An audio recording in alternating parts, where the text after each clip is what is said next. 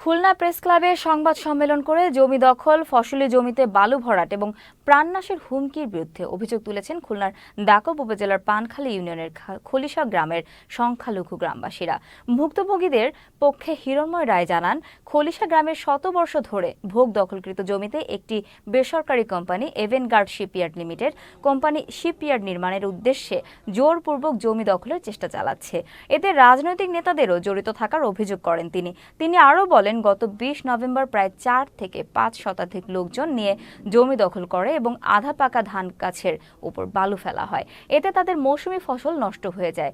ভুক্তভোগীরা জানান, থানায় ও প্রশাসনের বিভিন্ন দপ্তরে গিয়েও কোনো প্রতিকার পাননি তারা।